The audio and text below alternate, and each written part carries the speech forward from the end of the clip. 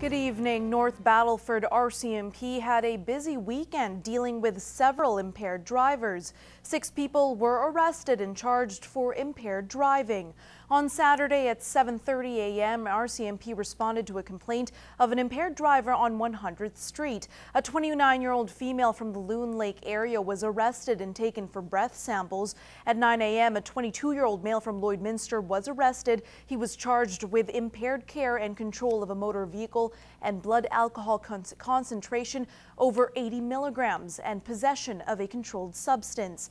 At 1:34 p.m., a 55-year-old male was found in his vehicle on 17th Avenue and arrested.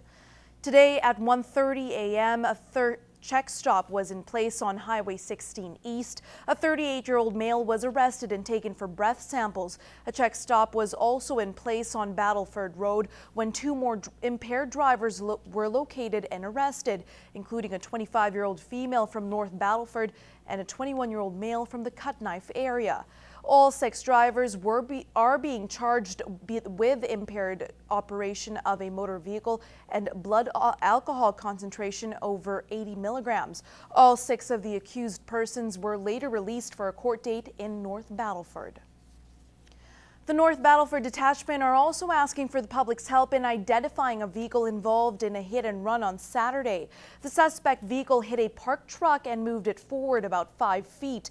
The suspect vehicle is described as a 1990 GMC truck with extensive front damage. Anyone with information about this investigation is asked to call the RCMP at 306-446-1720 or Crime Stoppers.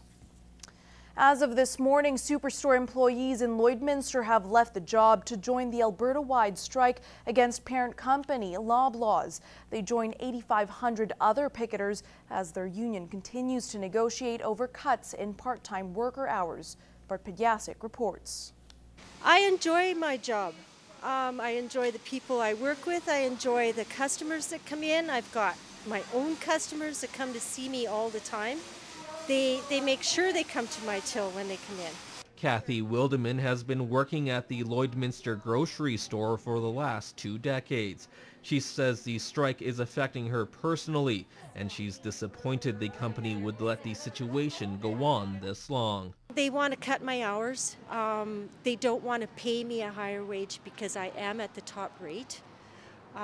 They want to take away some of my holidays that I've worked 20 years to accumulate. Also, they'd just as soon me not be working here anymore.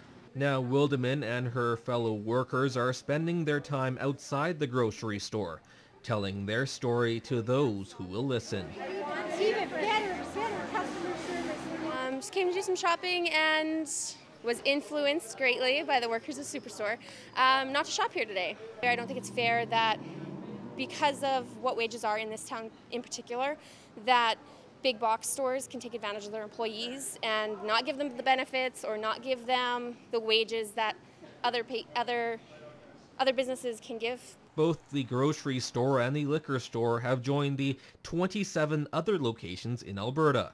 Union representatives say that the hours cut doesn't only affect workers' wallets, but can be a food safety concern as well. We have situations where we have back rooms that are just completely backlogged with stock and, perishable items that are just sort of sitting around languishing for far too long. That can create pest problems, rodent problems, outdated food being sold to customers. The union continued negotiations with Loblaws over the weekend, but no word on just how close they are to getting the matter settled.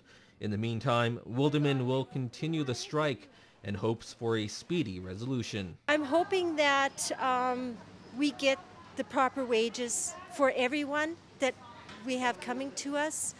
I mean, if I end up on the bit of the losing end of the stick, I guess so be it, but I'm fighting for everyone in this game now. Bart Pediasic, Newcap News. More than 125 people gathered at City Hall this afternoon to picket against the practice of abortion. Graham McCann has more. I just think people are going to end up having lifetime regrets if they don't stop and think before they do this. Lori Hishka has 4 children so far and says that they are the joy of her life. So much. I mean, without them, my life would just be working and not as enjoying, you know. I don't regret a single one, and I'm definitely willing to have more in the future. Hishka joined others downtown with picket signs in the March for Pro-Life. Maya Gabrielson is the second oldest in a family of 7 children and is proud to be the big sister figure for her younger siblings. There's always the option of adoption. A lot of people forget about that. You can give your child up for adoption and it's always better to give your child an option of life than to not be on earth at all. There are the rare occasions when an abortion is medically necessary to save the mother's life, but even facing that situation, she would opt out. Personally, maybe if I could give up my life for my child, or just then you could be just give up your life for someone, that'd be pretty awesome for me. Life Change is an annual event held in Lloydminster through St. Anthony's Church. Graham McCann, Newcap News. Bucking bulls in the border city had hundreds of people gathered for the 12th annual professional bull riding event last night, and a special guest was in attendance. Former bull rider Curtis Anderson gave an inspirational speech about brain injury and recovery. Annika Notveit reports.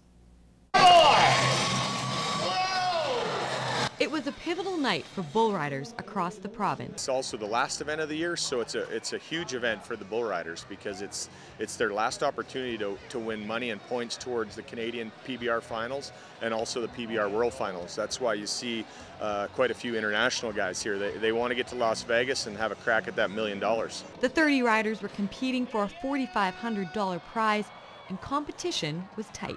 Come on, Saskatchewan! Yeah, yeah, yeah, yeah!